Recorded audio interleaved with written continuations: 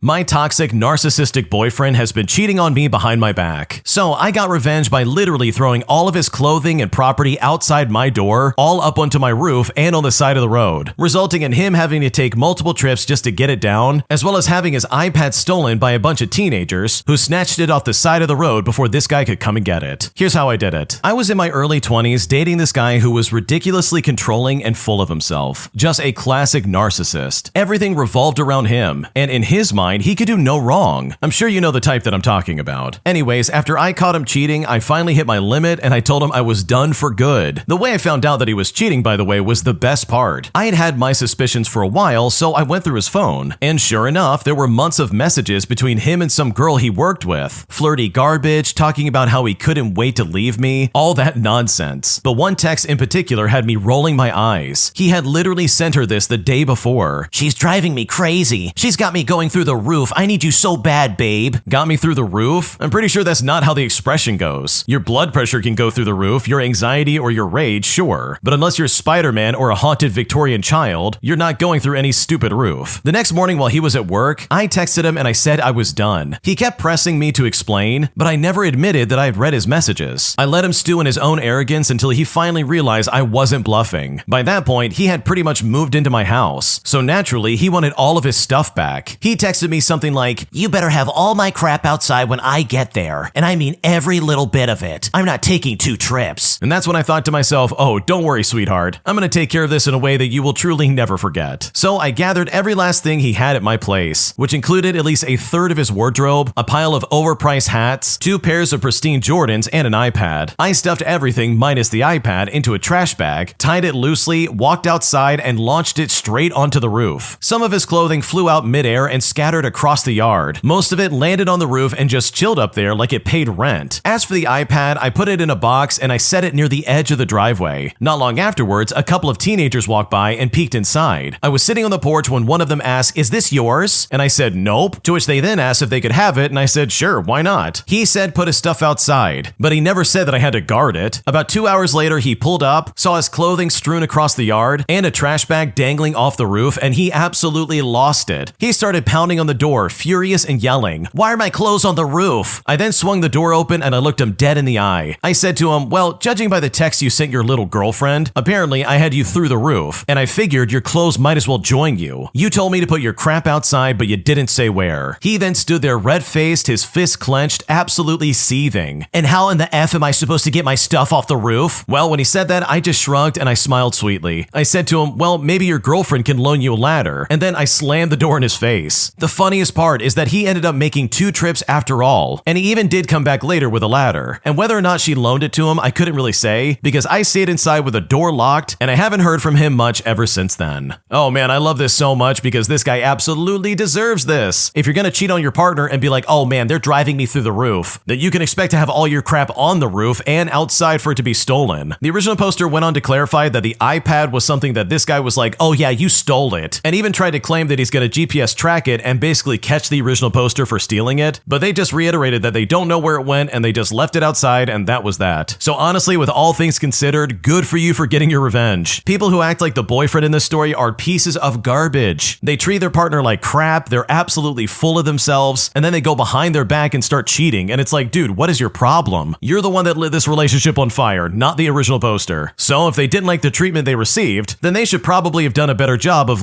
maintaining their relationship. Because if you're gonna cheat like that, then you should be ready for all of the consequences. If you like Am I the Jerk, you're probably going to love Am I the Genius. Check it out, link down below in the description. Also, go to amithejerk.com/submit if you would like to submit your own stories. Am I the jerk for telling my parents that they are no longer allowed to stay at my house when they visit from the United Kingdom? Because right now they're saying that I'm basically banning them from my home, and that if I do this, they'll never be able to visit ever again. And at this point, I'm honestly not sure if I'm making a mistake. Here's what's going on. Okay, for a bit of backstory, I'm from the United Kingdom, but I moved to the US when I married my spouse. We have kids, and my parents are very keen to have a relationship with them. My parents are still together, but don't get on, so they refuse to come at the same time as each other. Since I moved over here, my parents have stayed here for around a month each every year. We do have the space in the house, but I still am never comfortable when they're here. My parents are very high-strung people, and I did not have a pleasant upbringing. I was always on edge, and I do not feel comfortable around them. They don't get on with each other, and for for example, my dad, who is staying for a month, expects to borrow a vehicle to be able to get around. And for reference, we live in a very rural area. And he was very irritated this morning because the car's battery died, and I refused to let him take my car. Every time I broach the subject of them not staying here anymore, they say things like, "You're going to bar me from seeing my grandkids?" And this is more of an issue with my mother than my father, as she is way more vocal. Or the fact that it was me who decided to move 5,000 miles away, and therefore I need to accommodate their needs. They even stated that they can't afford an Airbnb. As for reference, there are no hotels in the area. Now, I do live in a very rural area with no real amenities apart from like a few Airbnbs, so their argument is that if they cannot stay with me, then they are barred from all contact. But when they're here, they expect me to feed them and cater to them. My dad is a type 1 diabetic and is very set in his ways, so he is very picky. And they expect it because they're my parents. I don't visit my home country very often, and so I very rarely stayed with them and would 100% get a hotel if it was the other way around. I am just exhausted. They say it's only a few months a year, and they are there to help, but taking my kids to the park 3 times a week and doing the dishwasher every day isn't the help I want or need. I just want to keep my routine and feel safe and comfortable within my own home. So am I the jerk here, or do I have any kind of justification? Because right now I don't know what to do. No, you're not the jerk. These people are bad guests in your house. They're literally taking advantage of you, and they're acting like spoiled brats. And it's like, dude, you literally are doing them a favor by letting them stay in your house a month each. That's 2 months out of the year that you gotta deal with these people. And that sounds super obnoxious. So honestly, I don't blame you for saying they gotta find some other accommodation, because the way they're acting, in my opinion, is super entitled. Am I the jerk for not fixing my sister-in-law's car after setting some very serious terms? Because after dealing with their fickle nature for too long, I'm honestly at my breaking point and I don't know what to do. Here's what's happening. Okay, for the sake of the story, we'll call my sister-in-law Jane. Over the years, Jane has borrowed money from me. Now, as an example of this, on a family trip, I think I paid for a large group expense and she didn't pay me back the $400 for months. I gave her furniture for her apartment that my wife and I no longer were using, but I then had to pick it back up again when she didn't need it anymore, and it was really inconvenient. She's about 25 years old and about 6 years my junior. I honestly like her, but her behavior is really immature and selfish sometimes. She was having issues with her Volkswagen, as it breaks down a lot and she gets ripped off by mechanics often. I've changed the lights on it at least once, and her now fiance doesn't even attempt to do very easy DIY jobs that most people could do. Anyways, I'm an electromechanical technician, and a pretty good one at that, and that stuff is pretty easy for me. The part that got me though is that she thinks that because I can do it, she can then shuffle all her problems off to me to fix, making this somehow my job or something like that. For example, she's asked me to do her brakes in the past for like $50 and a case of beer, and I just said politely, no, I'm not doing that. I hate doing brakes, and that's not my hobby, lady. I mean, she seems to have no concept of value. Anyways, I still have tried to help her just a little bit. For example, her windshield wiper motor was on the fritz, and I told her it's not hard to replace. Just buy the part and bring it over, and me and her can look at it. And this was during the summer, I believe. Well, fast forward, and she waits until the dead of winter, and I'm now having a 3-month-old baby, and the windshield wiper motor finally totally dies, and she basically can't drive it. I then tell her to come on a fairly warm day, and I specifically said bring her fiance, and he can learn a thing or two in the process. Reason being is I don't want to be doing stuff like this for them if they aren't going to at least attempt to do it themselves. The day comes along and she doesn't even tell her fiance. I send him some text messages along the lines of, hey, are you too busy for this? And he says he doesn't appreciate that, and that he has a secret Santa with his frat brothers that he's planned forever. He tells me that he doesn't need me to do this, and instead that I could just be that friend who just helps them out. We then kind of get into it over the phone as I tell him this is more of his problem than mine, but he spins it around saying, oh, he trusts Jane can handle her problems, and that he's not controlling like that. I tell him she's not solving it, she's literally just bringing it to me. He then gets mad and says his friend, who is a mechanic, can do it. Now, I still expect Jane to come, but she doesn't. Her and the fiance get into a fight over this and have their friends do it, who end up failing, and guess what? It's still broken. I then wind up apologizing just to smooth things over, and my wife just really didn't take my side 100%. She then winds up having her stepdad do it, and I never even said don't come over. So am I the jerk, or am I dealing with a bunch of babies? Because right now I'm not sure what to do. Dude, you are dealing with a bunch of babies. Seriously, don't help these people ever again. They literally are one of those people who are like, oh man, I don't want to learn how to do it, I just want you to fix it every single time for free. Like, that seems really stupid, and I just would not take that for a second. They seem fickle, and they seem like they don't know what they want, and it leaves you in a situation where you're having to like guess what's in their head and be like, okay, what do you actually want to do? And they're like, oh, I don't know, I'll have my uncle. Oh no, my friends do it. Oh no, I'll do it. And then nothing gets done and it's still broken. And then they still want to come to you and be like, oh,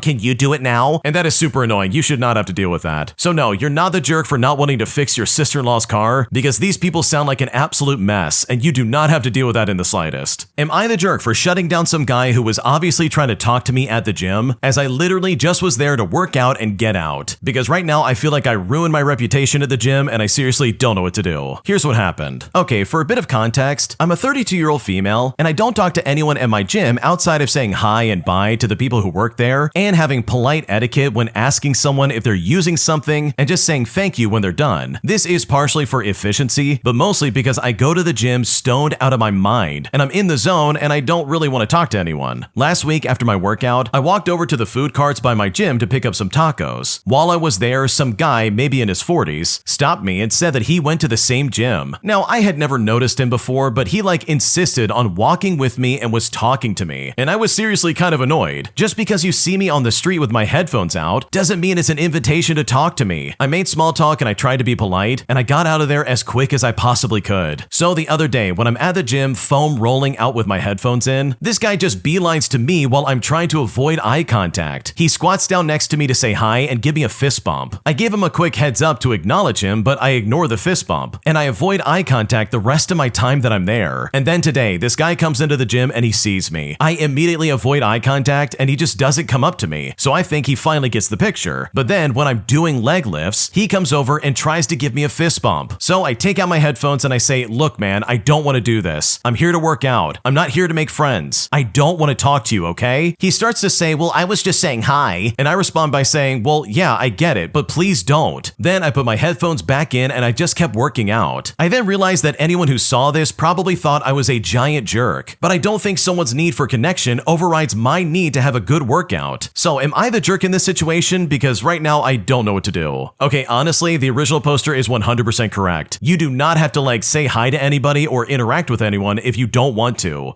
You literally could not have made your body language more obvious that you did not want to talk to him. And yet this guy still skips over there and says, oh yeah, the pretty lady's talking to me again. Let me go fist bump her again. This is gonna be great. It's like, no dude, take the hint. And since he wasn't taking the hint, I guess I gotta be blunt with you. So no, you're not the jerk because you do not have to deal with that kind of garbage in the slightest. And the fact that he tried to be offended over that, in my opinion, shows exactly why women have so many problems at the gym. Because creepy guys like this absolutely ruin the experience for them. Am I the jerk for not cooking breakfast for my niece and nephew anymore after my sister basically gave up on that responsibility because she sleeps in until 1 o'clock in the afternoon? Because right now, after I snapped at her, I feel really bad and I'm not sure if I made a mistake. Here's what's going on. To start things out, I'm a 36-year-old male and my 34-year-old sister moved into my house about 2 months ago with her 2 kids. She has a son who's 7 years old and a daughter who's 4 years old. And this is all after ending a really bad relationship. I've always been an early to rise kind of person, and I like to get up and make myself some breakfast at around 8 o'clock in the morning. Nothing spectacular, just whatever I felt that day. When my sister moved in, I quickly realized that she liked to sleep in. And some days she didn't get up until about 1 o'clock in the afternoon. I gave her the benefit of the doubt since I knew how hard her breakup was going for her, but since my sister slept so late daily, she wouldn't get up and take care of her kids. I then got into a routine with my niece and nephew that basically whatever I cook for myself for breakfast, I'd make enough for them as well until the other morning. I woke up and had the urge to make huevos ranchos. The kids immediately started complaining that they didn't want that and that they wanted something different. Well, I was nice and I ended up making them pancakes since it's not their fault that their mom is really struggling. The next morning I was making breakfast potatoes and eggs, but all I heard was, oh, we don't want that. We want something different. So again, I obliged. And finally, after 3 mornings of my unwanted food critics getting a separate meal, I finally told them, I'm no longer cooking 2 different meals for breakfast. If you don't like what I'm making, go ask your mom to get up and do it. So they went upstairs to wake her up, but she still didn't come downstairs until after 1 o'clock p.m. And the kids immediately started complaining that I refused to feed them, and my sister was pissed. She started in about how they needed to be fed by certain times, and a bunch of other things that she said to try and intentionally hurt me. But I finally snapped and I told her, look, I know you're depressed, but wake up and take care of your effing kids instead of expecting me to do it. She then got quiet after that and is still giving me the cold shoulder, but I know she's expecting me to apologize. So am I the jerk here? Because right now I honestly am not sure what to do. Dude, she's sleeping in until 1 o'clock in the afternoon. That's not just missing breakfast, she's missing lunch as well. That's 2 meals this lady's skipping out on for feeding her kids. That is so unbelievably toxic and inappropriate, it honestly pisses me off and I'm not even living with her. I can't imagine how frustrated you must be. So no, you're not the jerk here. She needs to step up and be the parent. I don't care how depressed she is. She needs to get up on time and take take care of those kids. They deserve that. And the fact that she's trying to pin this all on you, in my opinion, is so unbelievably mean, especially because these are not your kids. My idiotic boss demanded that I hire his girlfriend onto a job that she definitely was not qualified for. So I decided to maliciously comply and listen to his instructions by hiring her immediately, resulting in major mess-ups on her part, which then led to 2 of our clients backing out of our company, causing my boss to be reassigned and his crush to be fired from the job. Here's how it all went down. Okay, I'm a part of a small hiring team at my workplace, and I take my position very seriously. Some time ago, we were looking to fill a key role that required someone sharp, organized, and ready to work under pressure. We had a solid shortlist after several interviews, and then my department supervisor pulled me aside. He told me flat out to hire one candidate in particular, not because she was the best fit, but because he wanted me to. I later heard through office rumors that she was an almost girlfriend, basically, and this is someone that he had a thing for and was trying to impress. He said that I should, but just to make it work, and that he will take the heat if needed. Now, I refused at first, showing him her results of the interview. She was one of the least ranked people that we had. She was late to the interview, she gave vague answers, she couldn't explain basic industry terms, but he wouldn't listen and said it was a direct order. So I did exactly as he asked and I hired her. I gave her all the support I could, even offered extra onboarding help. But within a month, she accidentally sent a confidential client file to the wrong company. Then she once approved a purchase order for 10 times the budgeted amount because she obviously didn't read through all those numbers. It was from one mistake all the way to another. We lost a major client over the email slip up, and another pulled back on their contract due to delays on her end. When upper management started asking questions, my manager tried to dodge responsibility, but human resources already had the hiring records. Now, I made sure all instructions, including his, were documented, which was done intentionally, by the way, in case a situation like this ever came up, and you know what? It definitely did. He was then reassigned within the quarter, with her quietly disappearing not long after that. Well, it turns out hiring your crush isn't as cute when the company starts bleeding money, especially when you're bringing someone on who clearly has no idea what she's doing. Oh man, that's insane. Dude, this guy tanked his job because of this. This wasn't even like a spouse or someone that he was dating. This was an almost girlfriend he just wanted to like make look good and be like, oh yeah, I'll hire you on, baby. And here she goes and screws everything up. Like, dude, was it worth it? Was it worth losing your job and being reassigned? Like, what's going on right now? But I think the moral of this story is that, my God, you got to write everything down. Get everything in writing before you do anything at your workplace. Because you can bet if it wasn't in writing, this boss would have thrown the original poster under the bus. But because they had something in writing, they were able to dodge any kind of responsibility for this crap going wrong. And that, in my opinion, is the most important aspect of this entire story. My neighbor's entitled daughter demands that I move my car back on my driveway, ignoring the fact that I just got my driveway redone and I didn't want to ruin it before it was ready to have a car. Here's what happened. Okay, so I either don't encounter many entitled people in my day, or I am really good at ignoring people. But this one just completely took the cake. So I just got my driveway replaced 2 days ago. I got asphalt and not concrete, and the contractor told me that I could park my car on it again after 3 days. Now, Google said about 10 days, and as much money as I'd spent on it, I decided to listen to Google. I live on a 2-way, yet a 1 driving lane street. On my side, all the houses are street level and have driveways, while the houses across the street are on a bit of a hill with steps leading up to them, and the only street parking is on my side. Their side has an alleyway and service road behind them where those owners can park, but a lot of them chose not to. They'd rather park in front of our houses, which is not a big deal. I don't own the street and I don't care who parks there as long as they're not blocking me in, and there are about 2 spots the size of a sedan between every driveway. Now, I've been parking on the street in front of my own house for these 2 days now, and I plan to stay there for at least another 5. I did not park in the middle so that no other car can also park there because I'm not a jerk. Now, one of my across the street neighbors has a daughter who is home from college. She's maybe 19, honestly, I'm not really sure, but what I do know is that she drives an SUV that is entirely too big, and it won't fit in front of my car without partially blocking the driveway of the neighbor next to me. I'm outside this morning watering my flowers, minding my own business, and this girl comes over unannounced and uninvited, and the conversation went something like this. She said to me, hey, when are you moving your car? And no, she didn't say hello, and there was definitely no pleasantries in this conversation. It was pure business, and I knew right here it was going to be problems. I said to her, excuse me? She then said, well, my truck can't fit with your car there. I then look over to my driveway that is clearly still roped off with yellow caution tape, and I say to her, well, I just got my driveway done. She responded by saying, yeah, I can see that, but it looks dry to me. My dad said that asphalt doesn't take as long as concrete. Well, when she said that, I just smile and I go back to watering my plants. She then looks at me and says, you can park your car on it right now. Well, after hearing just about enough of this and being clearly annoyed, I take a deep breath and I say the following. Drying and curing aren't exactly the same. I won't be parking on it for a few more days. She then looks at me and says, "No, you need to do it right now. There's nowhere else for me to park. What am I supposed to do?" And it's about right then and there that my eyes started twitching, because there's no way this little girl was going to tell me what I need to do. So I clenched my teeth and I said, "What about your service road?" This entitled brat said, "Well, my parents park back there. There's no room." So I looked at her and I said, "Well, I don't know what to tell you. I wish you an ounce of luck." When I said this, the poor child turned a few shades of red and stomped back across the street. I'm not one of those older millennials who think Gen Z are entitled babies, but what in the world was that? And in case you're wondering, I work from home. I did all my grocery shopping and errand running a few days ago, and I have no plans on leaving the house or my spot again until at least Wednesday. So until then, I guess she's just gonna have to suffer. Oh man, that is some awful entitled behavior. Like the fact that she was demanding you to move it right then and there, like that is some stupid behavior, and it's like, dude, who emboldened you to act like that? Someone in the comments of that post actually made a really funny comment. They said you should make a point of parking on the street for the rest of the summer, simply out of spite. And honestly, if I was in your shoes, I would highly consider it, because this behavior was completely uncalled for. A man took my mute sister into the bathroom against her will, and when I found out, I took it into my own hands to get the most brutal revenge imaginable. Here's what unfortunately happened. My little sister, Holly, is a mute. She can actually whisper a little, but it takes a lot of effort on her part. She's been mute ever since she was 5 years old, when she lost her ability to speak in an accident. She's very smart and she's a good-looking kid. At the time of these events, she was 16 years old and I was 21. Me and my sister lived together in an apartment because my mother is a roamer who isn't well suited to take care of teenagers. She has our twin kid siblings, but not my sister and I. My dad is distant from the family, so helping my sister through high school falls to me. I work at a car parts shipping company, so I get paid just enough to get by. Because of our relatively poor living situation and my sister's inability to speak, she gets bullied at school. Generally, it isn't much of a problem, but in the few months leading up to these events, she was having increased problems with it. At the time, Holly was 16 years old, but she was a sophomore in high school due to failing a year in middle school. She refuses to take special ed courses now because they didn't help her at all. But because she's good looking and is older than most of her class, she gets attention from juniors and seniors. It's mostly negative attention, but there was one guy who I'll refer to as Dio from now on. He's the villain of this story, who treats her really nicely. He's a senior, and at this time, he is 18 years old. He repels bullies from her because he's tall, he's handsome, he's a tough guy, and bullies don't want to mess with him. I don't interfere with them because my sister is visibly happy when she comes home from school and whenever she's around him. I didn't let them hang out alone together, but supervised them hanging out a few times before. Anyways, King Crimson a few months, and she stops coming home happy. She isn't hanging out with him anymore either, although I ask her multiple times, she won't tell me anything about it. I confront him about it and he evades the topic. At this point, I'm suspicious, but I don't know what to be suspicious of. So this is where the research begins. I'm getting more and more worried about Holly, so I go to her counselor and assistant principal to ask about her activities at school. From what I learned, she still spends all of her free times near Dio at school. I find this strange since she doesn't seem happy anymore. This is where the illegal stuff starts. A few days later, I invite Holly and Dio on a dinner night to Olive Garden. No one can resist Olive Garden. While we're there, I do two things that are completely illegal. Number one, I steal his phone, which I've seen the password to, and number two, I read his texts and emails. Anything I can to find out what's been happening between them. I don't know what I'm looking for, but I do find out that he does drink and smoke herb with his friends on the weekends. This will be relevant later. A few days later, I find his phone in the laundry and say it must have ended up in one of our coats on accident. I know for a fact he got it back because he called me to thank me for having Holly return it. I still didn't have what I was looking for, so I went back to school and used his previous texts as grounds to check the CCTV for any suspicious activity. There wasn't anything suspicious by school standards, but there was something that caught my eye. It was my sister going to the central bathroom in the school and him going to the boys' room of the same bathroom about a minute later. The bathrooms are separated by a wall, but there's a janitorial closet that opens into both bathrooms and is completely in the blind zone of anyone walking into the bathrooms, let alone the CCTV cameras. At this point, I began to suspect that something was happening between them in the bathroom. It was the only one with a closet like that, and if my memory served me, the closet didn't have a proper lock. It just locked from the outside on both sides. This is when the boiling point begins. Now that I suspected something, I confronted Holly about it. She broke down crying, and after 15 minutes of consoling her, she shakily signed to me something that made my blood boil. Apparently, it was far worse than I expected. I thought they were going in there and doing substances or something, since Dio was the kind of guy who would pull that type of thing. But as it turns out, according to Holly, he brought her in there one day, and what happened to her was unspeakable. He told her that he would know if she told anyone, and he would hurt her if she did, because she physically could not scream for help or make any kind of loud noise for that matter. He got away with it. And the worst part is, he was threatening her into meeting him there every couple of days and doing that to her. I was livid. My first instinct was to call the police, but I realized there would be no evidence except the testimony of a mute girl. I wouldn't be satisfied with the police intervention anyway. The first thing I did was call Holly in for a week from school. A family emergency, I told them, can get her out of school for a week with excused absences easily. The next thing I did was find out where he lived, and after that, I planned the most brutal revenge I could think of. My first step was to break into his house. It turns out his parents go out a lot, and he leaves to smoke and drink with his friends. I knew from reading his text that there was a spare key on top of the porch light in the backyard. That Saturday, I scoped out the place and waited for everyone to leave. I then began phase 1 of my revenge. I went into his house through the back door, found his room, and I smashed his PC. I stole his wallet. I pissed on his bed. Then I poorly hid 2 small bags of herb in his house. I have a friend who grows. Finally, to hide the fact that it was targeted, I tossed up the rest of the house but didn't take anything. I then went to a Starbucks and used the Wi-Fi and Dio's debit card, he didn't have a credit card, to purchase a bunch of dirty toys in his name and send them to his house. I then left his wallet sitting near a homeless man sleeping on the park bench. Next, I contacted his parents and I told them I had seen their son drinking and smoking with a group of teenagers. They were furious, which leads me to believe that wasn't the first time something like that happened. Finally, I went to the back road. He walked on his way home from his parties, which I had found out in a text from one of his friends. I waited for 2 hours in some bushes for him to walk by, and then, wearing sunglasses and a hoodie, I jumped him. I demanded his money and phone, although I knew he didn't have his wallet. I kept one hand in my hoodie pocket, pointing it at him like I had a piece on me, which he believed. He handed over his phone and ran away. I then finished up my plan by using his phone, which I still had the password to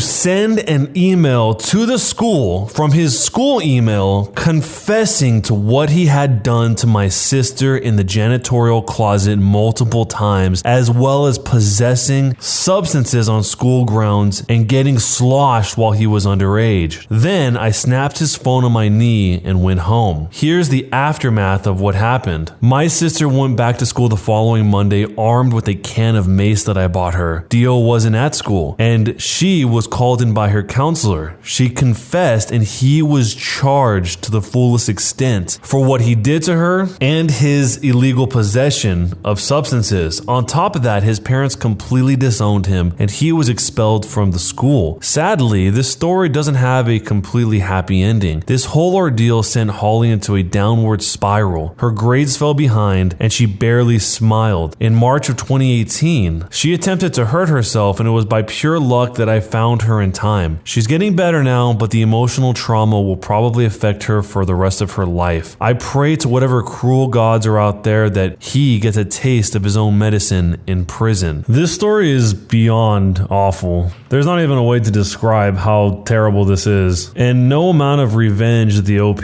took on this guy will ever undo the horror that was done to his sister. I mean, this guy is 18 years old, so like they said here, he actually was tried as an adult, it sounds like. He got in trouble for this, he got in trouble for that, he lost his freedom, he lost a lot of other stuff, but none of that will ever make it so his sister doesn't have to deal with that for the rest of her life. How does someone deal with something like that? I think this is one of those times when somebody's sharing a story like this that is that intense and terrible might end up helping someone who has been in a situation like that and is trying to deal with it themselves. With something as serious as this, what would you actually do if you found out your loved one who couldn't defend themselves was in a situation like this? Am I the jerk for evicting my sister and her daughters after they hid my wife's wig and embarrassed her? First off, I want to start by mentioning that my wife is a cancer patient. She unfortunately started losing her hair due to chemotherapy, and she's been incredibly insecure about it, her lack of hair in particular. She got a wig and started wearing it.